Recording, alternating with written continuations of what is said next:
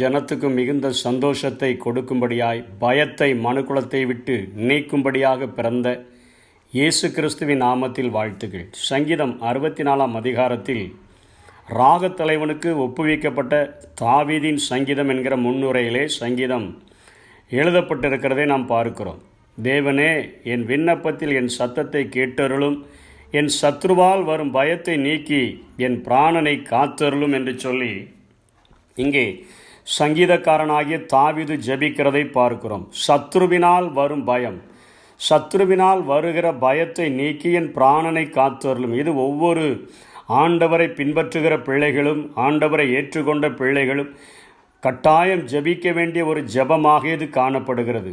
அதற்கு கீழே அவர் சத்ருவினால் வருகிற பயம் என்று சொல்லுகிறாரே, சத்ருவானவன் நம்முடைய வாழ்விலே பயத்தை உண்டாக்குகிறதற்கு எப்படிப்பட்ட ஆயுதங்களையெல்லாம் பயன்படுத்துகிறார் என்று சொல்லி அவன் பயன்படுத்துகிற ஆயுதங்களை குறிப்பிட்டு விட்டு கடைசியாக சொல்லுகிறார், நீதிமான் கர்த்தருக்குள் மகிழ்ந்து அவரை நம்புவான், அவனுக்குள்ளாக ஒரு மகிழ்ச்சியும் ஒரு நம்பிக்கையும் பிறக்கும் என்று சொல்லி இந்த சங்கீதத்தை அவர் முடிக்கிறதை பார்க்கிறோம். முதலிலே சத்ருவினால் வருகிற பயங்கள், ஆகவே அந்த பயத்து நிமித்தமாக என் பிராணன் அழிந்து விடக்கூடாது, நான் மரித்து போய்விடக்கூடாது ஆண்டவரே என்று சொல்லி அவர் ஜெபிக்கிறதை பார்க்கிறோம். என்ன காரியங்களையெல்லாம் அவன் பயன்படுத்துகிறான்? துன்மார்க்கன் செய்யும் இரகசிய ஆலோசனை.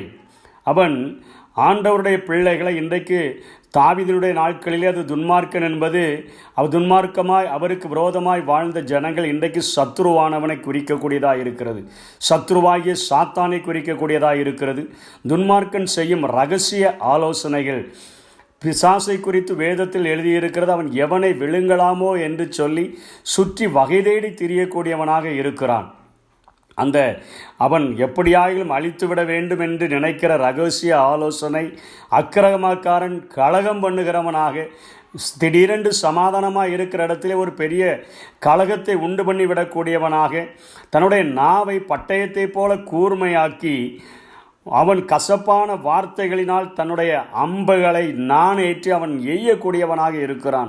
தன்னுடைய நாவை பயன்படுத்துகிறான், இரகசிய ஆலோசனையை பயன்படுத்துகிறான், அவன் கலகம் உண்டாக்குகிற காரியத்தை செய்து விடுகிறான், அவன் சற்றும் பயமின்றி சடுதியில் நாணேற்றி விடுகிறான், அவன் கண்ணிகளை வைக்கிறான் என்று சொல்லி 5ஆம் வசனத்திலே கண்ணிகளை வைக்கிறான் என்று எழுதப்பட்டிருக்கிறது. 6ஆம் வசனத்தில் அவனுடைய உட்கருத்தும் இருதயமும் ஆழமாய் தந்திரமான யோசனைகளை நிறைவேற்றும்படி அவனுடைய உட்கருத்தும் இருதயமும் ஆழமாய் இருக்கிறது. அதாவது அர்த்தம் என்ன? இரவும் பகலும் நம்மேல் குற்றம் சுமத்தும் பொருட்டு நம்மை அழிக்கும்படியாக சத்ருவானவன் அத்தனை விழிப்புள்ளவனாக இருக்கிறான். அதிநிமித்தமாக நம்முடைய வாழ்க்கையிலே ஒவ்வொரு சூழ்நிலையிலும் அவன் பயத்தை கொண்டு வருகிறான். இந்த பயத்து நிமித்தமாக நம்முடைய பிராணன் அழிக்கப்பட்டு விடக்கூடாது என்பதை உணர்த்தி வைக்கும் வண்ணமாக இங்கே தாவீது இந்த சங்கீதத்தை எழுதுகிறார். சத்ருவினால் உண்டாகிற பயம், ஏனென்று சொன்னால் ஒவ்வொரு நாளும் அவன் இரகசியமாய் செய்கிற ஆலோசனை, அவன் உண்டாக்குகிற கலகங்கள், அவன் தன்னுடைய நாவை பட்டயத்தை போல கூர்மையாக்கி அவன் பயன்படுத்துகிற காரியங்கள், அவன் கசப்பான வார்த்தைகளால் தன்னுடைய அம்புகளை நாணேற்றுகிற காரியங்கள், கண்ணிகளை வைக்கிற காரியங்கள், அவன் தந்திரமான யோசனையை நிறைவேற்றும்படியாய் உட்கருத்தும் இருதயமும் அத்தனையாய் கேடு நிறைந்ததாய் இருக்கிறதே. அப்படிப்பட்டவனிடத்தில் நின்று நான் பயமின்றி வாழ வேண்டும் என்று சொன்னால் என் பிராணனை நீர் காத்தருளும் என்று சொல்லி நான் ஜெபித்துதான் ஆக வேண்டும் என்று சொல்லி இங்கே சங்கீதக்காரன் ஜெபிக்கிறதை நாம் பார்க்கிறோம். இன்றைக்கு ஒரு மனிதனுக்கு பயம் வந்துவிட்டது என்று சொன்னால் அவனுடைய வாழ்க்கையே அது தலைகீழாக மாற்றிவிடக்கூடியதாக இருக்கிறது. கிறிஸ்து இயேசு பிறக்கும் பொழுது அவரை குறித்து பாடப்பட்ட முதல் பாடலே தேவதூதன் அவர்களை நோக்கி, பயப்படாதீங்க, திருங்கள், எல்லா ஜனத்துக்கும் மிகுந்த சந்தோஷத்தை உண்டாக்கும் நற்செய்தியை உங்களுக்கு அறிவிக்கிறேன், பயப்படாதீங்கள். இயேசுவும் இந்த பூமியில் வாழ்ந்த நாட்களிலே தன்னுடைய சீஷர்களை பார்த்து பயப்படாதீங்கள், ஏன் சந்தேகப்பட்டீர்கள் என்றெல்லாம் அவர் பேசுகிறதை பார்க்கிறோம். வெளிப்படுத்தின விசேஷம் 21ஆம் அதிகாரம் 8ஆம் வசனத்தை நாம் பார்த்தோம் என்றால் இன்னும் அதிர்ச்சி காத்திருக்கிறது. 2ஆம் மரணத்தில் யாரெல்லாம் பங்கடைவார்கள் என்கிற ஒரு பட்டியல் இடுகிற வேதத்திலே முதலாக காணப்படுகிற பட்டியலில் முதலிடம் பிடித்திருப்பதே பயப்படுகிறவர்களும் அவிசுவாசிகளும் அருவருப்பானவர்களும் என்று சொல்லி அந்த பட்டியல் தொடங்கப்பட்டிருக்கிறது. நம்முடைய வாழ்க்கையில் பயம் வந்துவிட்டது என்று சொன்னால் நம்முடைய வாழ்க்கையை தலைகீழாக மாறிவிடுகிறதா இருக்கிறது. மனிதனே தன்னை அழித்து கொள்ளுகிறதற்கு கூட, அவன் மாய்த்து கொள்ளுகிறதற்கு கூட அவன் முடிவெடுத்து விடுகிறதை நாம் பார்க்கிறோம். அநேகர் தங்களுடைய ஜீவனை தங்கள் காலத்திற்கு முன்பாக மாய்த்து கொள்ளுகிறதற்கு காரணம் அவர்கள் தங்களுடைய எதிர்காலத்தை குறித்த பயம். எதிர்கால சமுதாயத்தை எப்படி நாம் ஃபேஸ் பண்ண போகிறோம், எதிர்கால மக்களை நாம் எப்படி பார்க்க போகிறோம், இந்த அசிங்கத்திலிருந்து எப்படி நாம் தப்பித்து கொள்ளப் போகிறோம், இந்த ஆபத்திலிருந்து நாம் எப்படி நாம் தப்ப முடியும் என்கிற காரியங்கள் எல்லாம் அவர்களுக்குள்ளாக ஒரு குழப்பத்தை உண்டு பண்ணுகிறபடியினாலே காலத்துக்கு முன்னே ஏன் சாக வேண்டும் என்று கேட்கிற வேதம் அந்த மக்கள், ஆனால் அவர்கள் மரித்து போய்விடுகிறார்கள். தெரிந்த ஒருவர், திருநெல்வேலி மாவட்டத்தை சேர்ந்த ஒருவர், இருட்டுக்கடை அல்வா என்று சொல்லி நடத்தி வந்த ஒரு ஓனர் முதல் அலையிலேயே தன்னுடைய ஜீவனை மாய்த்து கொண்ட ஒரு சம்பவம், அது அத்தனை அதிர்ச்சி ஊட்டக்கூடியதாக இருந்தது. கொரோனாவிலே பாதிக்கப்பட்ட அவர் ஒரு தனியார் மருத்துவமனையிலே அனுமதிக்கப்பட்டார்.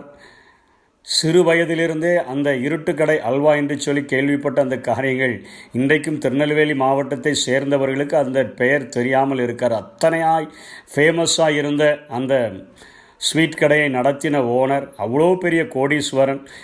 கொரோனாவிலே பாதிக்கப்பட்ட பொழுது அவர் தனியார் மருத்துவமனையிலே அவர் அனுமதிக்கப்பட்டிருந்த பொழுது அங்கே கொடுக்கிற ஆகாரங்கள் பிடிக்காததினாலே தன்னுடைய மனைவியினிடத்தில் அவர் டெலிஃபோனிலே தொடர்பு கொண்டு அல்லது ஃபோனிலே பேசி, எனக்கு வீட்டிலிருந்து சாப்பாடு அனுப்புங்கள், இங்கே உள்ள சாப்பாடு எனக்கு ஒத்து போவதில்லை என்று சொன்ன பொழுது அவர்கள் அடுத்த முறை இவர் ஃபோனிலே அழைக்கும்போது அவர்கள் ஃபோனை கட் பண்ணிவிட்டார்கள்.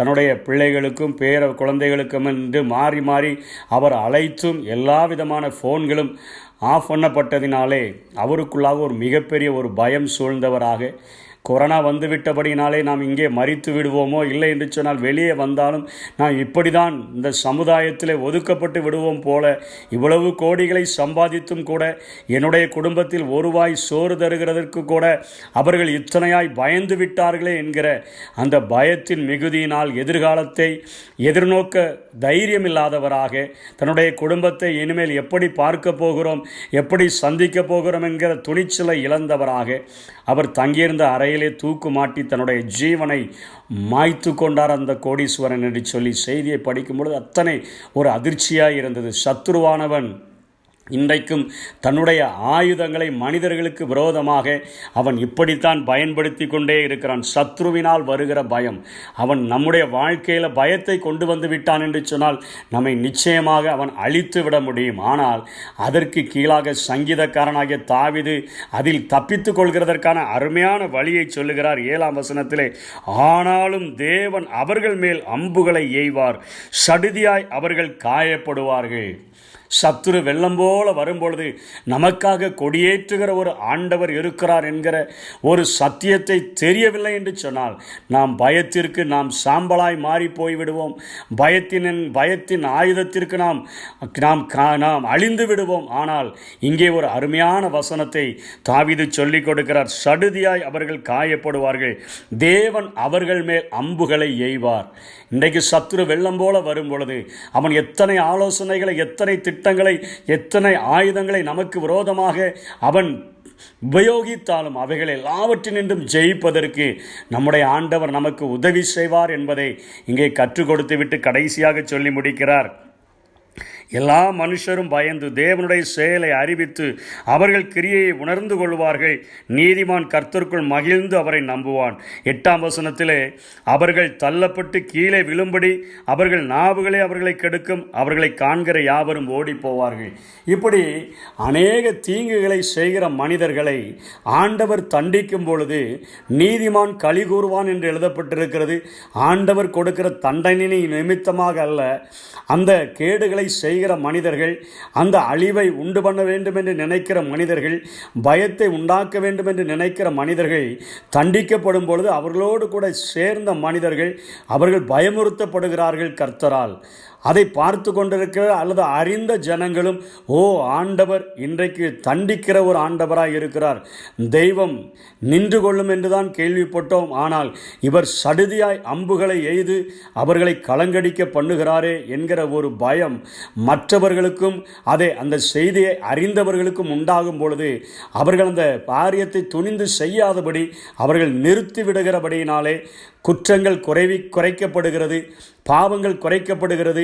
இப்படிப்பட்ட நீதிமான்களுக்கு விரோதமாய் செய்கிறவர்கள் செய்கிற அந்த செயலை விட்டுவிட்டு அவர்கள் பயந்து விடுகிறார்கள் என்கிற ஒரு காரியத்தை நீதிமான் கேள்விப்படும் பொழுது கர்த்தருக்குள் மகிழ்ந்து சந்தோஷிக்கப்படுவான் என்று சொல்லி இந்த சங்கீதக்காரன் இதை முடிக்கிறதை பார்க்கிறோம். நம்முடைய ஆத்துமாவுக்கு, நம்முடைய ஜீவனுக்கு ஒவ்வொரு நாளும் சத்ருவினால் அழிவு காத்து கொண்டு தான் இருக்கிறது. எவனை விழுங்கலாமோ என்று சுற்றி வகை தேடி திரிகிற நாட்களிலே வாழுகிற நாம் அவனுடைய எல்லா தந்திரங்களையும் நாம் அறிந்திருக்கிறபடியினாலே அந்த தந்திரங்களை குறித்து நாம் பயப்படாதபடி சடுதியாய் அம்பைகிற, நமக்காக ஆதரவாய் எழுந்து நிற்கிற, ஆபத்து நாட்களிலும் நமக்கு உதவி செய்கிற, ஒத்தாசை அனுப்புகிற அந்த ஆண்டவரை நாம் இறுக பற்றி கொண்டோம் என்று சொன்னால் நீதிமான் கர்த்தருக்குள் மகிழ்ந்து அவரை நம்புவான் என்ற வசனத்தின்படி நாம் அவருக்குள்ளாக மகிழ்ந்து அவரை நம்புகிற நம்பிக்கையிலே நிலைத்திருப்போம். அப்படிப்பட்ட கிருபைகளை தேவன் தந்தருள்வாராக.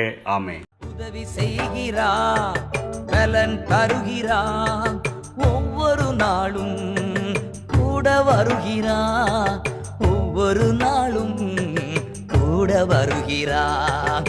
பயப்பட மாட்டேன், நான் பயப்பட மாட்டேன், பயப்பட மாட்டேன், நான் பயப்பட மாட்டேன். இயேசு என்னோடு இருப்பதனா, இயேசு என்னோடு இருப்பதனா.